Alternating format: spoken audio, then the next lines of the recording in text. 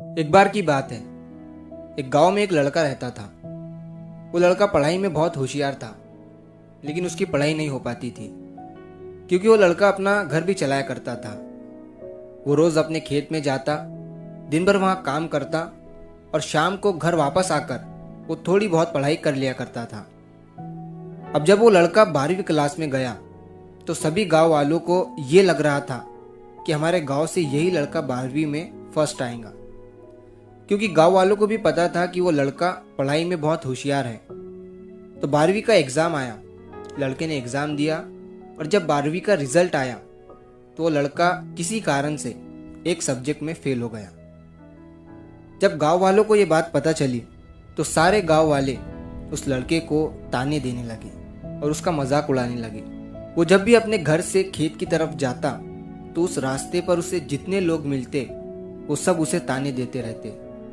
अब वो लड़का लोगों के ताने सुनकर बहुत परेशान हो जाता है और ये बात वो अपने उस्ताद को बताता है कि उस्ताद जी, मैं जब भी अपने घर से खेत की तरफ जाता हूँ तो उस रास्ते पर जितने लोग मुझे मिलते हैं सब मेरा मजाक उड़ाते हैं। तो उसके उस्ताद ने उसे कहा कि तू ना एक काम कर, एक बड़ा सा लोटा ले और उस लोटे को पूरा ऊपर तक दूध से भर दे और जब तू उस रास्ते से गुजरे तो तू उस लोटे से दूध का एक बूंद भी नीचे गिरने मत देना।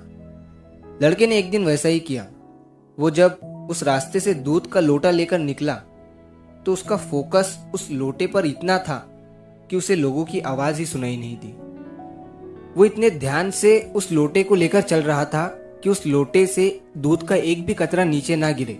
इसकी वजह से उसे लोगों के तानों की आवाज सुनाई ही नहीं दी।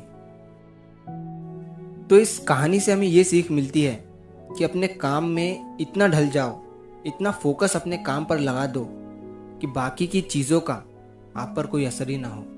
लोगों की आवाज़ें, लोगों के ताने आपको सुनाई ही ना दे।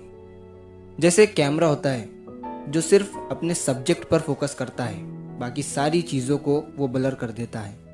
तो बस आपको भी उसी तरह अपने काम पर, अपने टारगेट पर फोकस करना है, बाकी चीज़ें तो अपने आप ही ब्लर हो जाएंगी। तो अगर आप इस कहानी को और भी लोगों तक पहुंचाना चाहते हो तो इस वीडियो को लाइक करिए ताकि YouTube इस वीडियो को और भी लोगों तक पहुंचाए। और अगर कहानी अच्छी लगी हो तो हमारे चैनल को सब्सक्राइब ज़रूर करिए। मिलता हूँ मैं अगली बार इसी तरह की कहानी के साथ। तो सब्र करो, शुक्र करो और ज़िंदगी में आगे बढ़ो।